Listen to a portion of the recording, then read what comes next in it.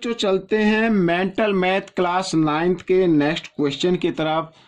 और मैं हूं हरी सर और आप देख रहे हैं मेरा यूट्यूब चैनल चलो कदम बढ़ाएं। देखिए बच्चों, मेंटल मैथ आपकी काफ़ी हेल्प करेगा आपके एग्जाम में, तो प्लीज़ इसमें से सीखें, दूसरों को सिखाएं और प्रैक्टिस करते रहें। तो चलो चलते हैं नेक्स्ट क्वेश्चन पर। बच्चों यहाँ पर क्वेश्चन नंबर हम करने वाले हैं 16। ठीक है, आप देख रहे हैं अपनी स्क्रीन पर question number 16। In the following figure ABCD is a rhombus with angle A is equal 67 degree. ठीक है बच्चों, यहाँ पर ABCD ये एक रोम्बस है और साथ ही यहाँ पर एंगल A जो है 67 डिग्री है। और आगे लिखा है if DEC is an equilateral triangle, यानी DEC ये एक इक्विलेटरल ट्रायंगल है, देन फाइंड DBE। ठीक है, तो हमें एंगल DBE फाइंड आउट करना है। तो बच्चों देखो, है तो थोड़ा सा लेंथी क्वेश्चन, लेकिन आप इसको देखें, सीखें और दूसरों को जरूर सिखाएं, आपके एग्जाम में आ सकता है, इसलिए मैंने इस क्वेश्चन को मैं काफी जोर दे रहा हूं इसके ऊपर। तो चलो चलते हैं। देखिए बच्चों, इस क्वेश्चन को मैंने पहले से लिख के रखा हुआ है, मैं आपको दिखा देता हूं। ये देखिए यहाँ पर, ठीक है, ये क्वेश्चन मैंने पहले से लिख के रखा है। आइए मैं इसको करना शुरू करता हूं बच्चों।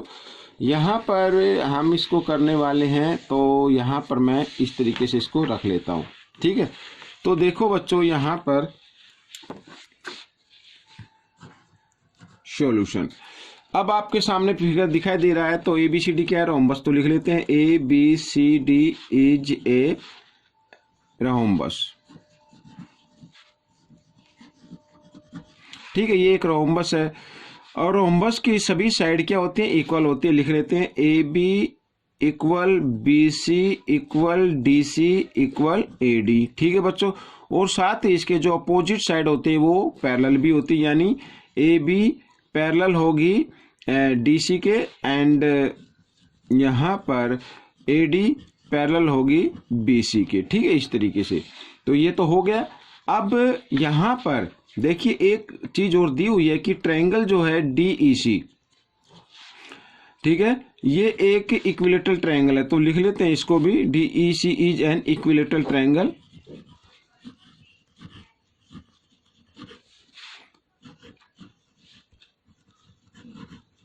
ठीक है, ये एक इक्विलेटरल ट्रायंगल है और साथ ही इक्विलेटरल ट्रायंगल की भी सभी साइड क्या होते हैं, इक्वल होती है। इसको भी लिख लेते हैं DE equal EC equal DC। ठीक है बच्चों, इस तरीके से। और सभी इसके जो एंगल होते हैं वो भी क्या होते हैं, इक्वल होते हैं, 60 डिग्री के होते हैं। तो यहां पर लिख लेते हैं बच्चों EDC इक्वल होगा DEC के,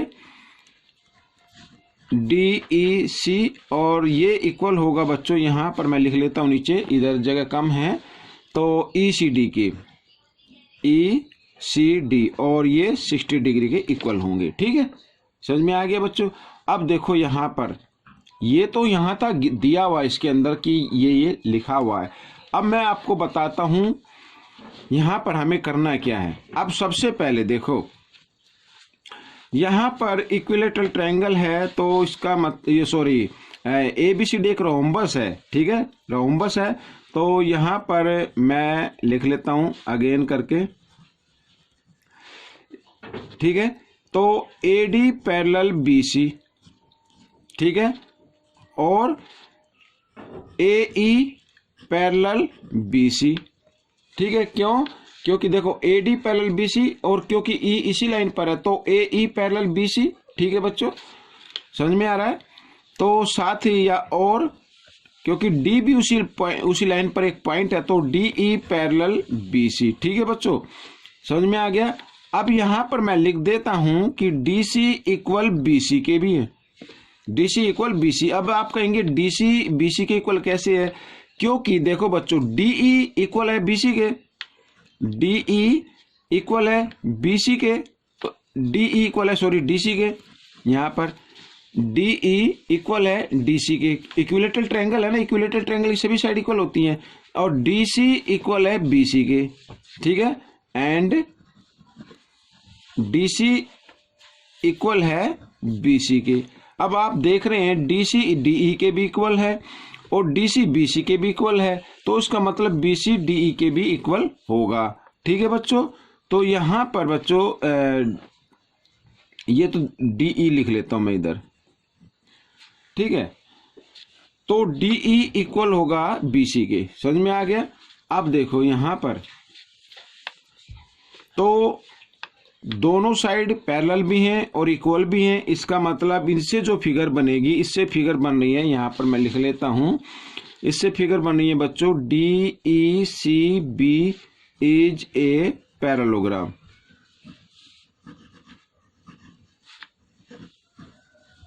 यहां से एक ये पैरेललोग्राम बन गया, और पैरेललोग्राम है तो इसका मतलब इसकी अपोजिट साइड भी क्या होंगी, इक्वल और पैरेलल होंगी। आइए देख लेते हैं। तो बी डी इक्वल होगी ई सी के एंड बी डी पैरेलल होगी ई सी के, ठीक है बच्चों। यहां पर समझ में आ गया। अब देखो यहां पर एक चीज और देखनी है, अब मैं आपको जो चीज दिखाने जा रहा हूं, देखो यहां पर बट डी ई इक्वल ई सी, ठीक है, डी ई इक्वल ई सी, और ये साइड है इसके इक्वल, ठीक है, ये साइड है बी सी के इक्वल, क्योंकि ये डी ई साइड है इस डी सी के इक्वल और डी सी इक्वल है बी सी के, क्योंकि ट्रायंगल की तीनों साइड इक्वल होती हैं।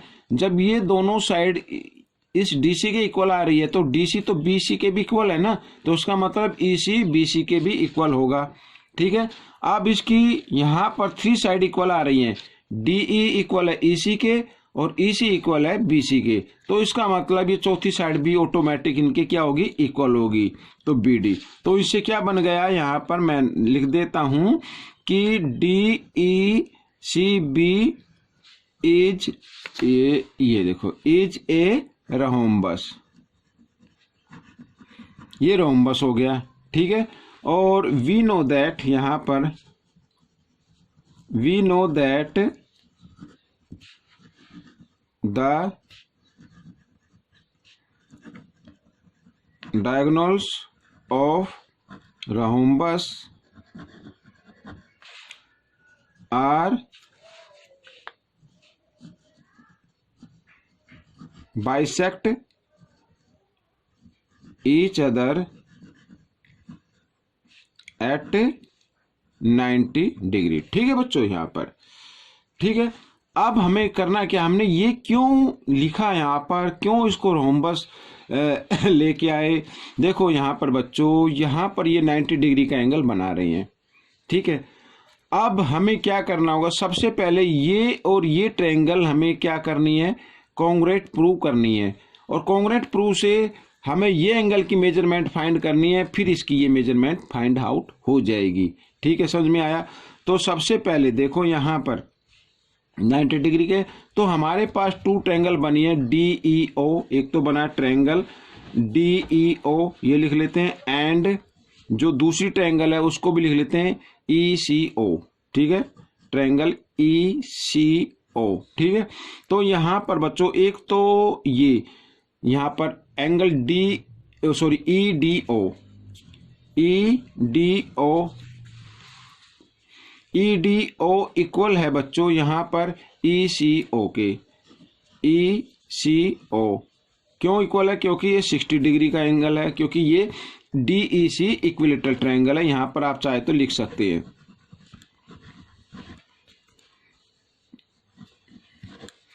ये ट्रायंगल, ठीक है, यहाँ पर समझ में आ गया।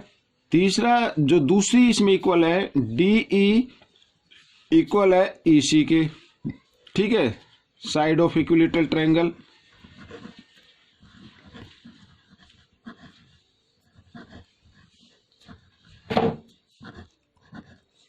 समझ में आ गया। और एक इसमें एंगल ई ओ डी, ई ओ डी इक्वल है एंगल ई ओ सी, ई ओ सी 90 डिग्री, ठीक है, 90 डिग्री क्यों, क्योंकि जो रोम्बस के डायगोनल होते हैं वो एक दूसरे को 90 डिग्री पर बाइसेक्ट करते हैं।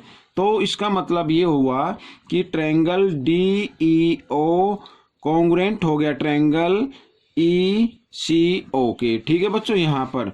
और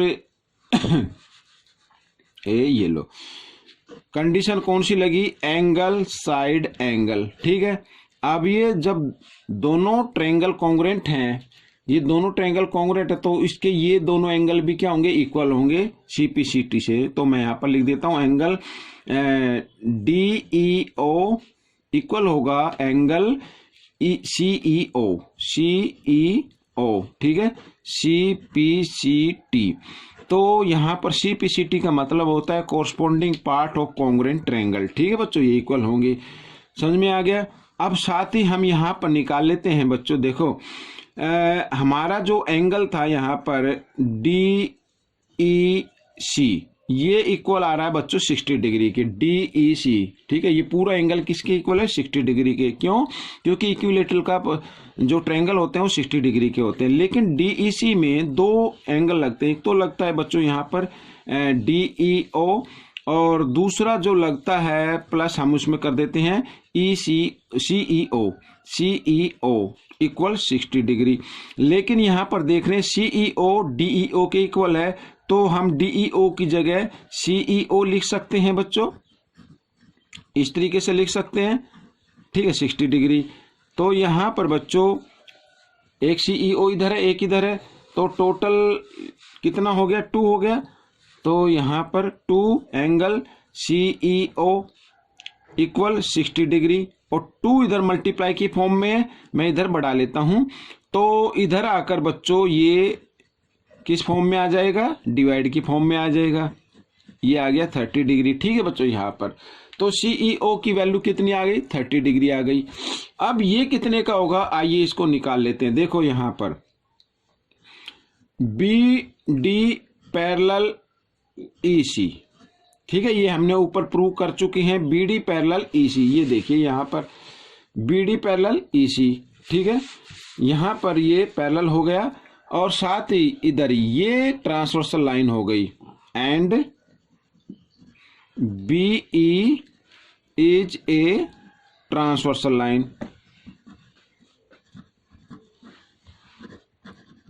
ठीक है, तो एंगल, ये वाला एंगल, इसका नाम है CEO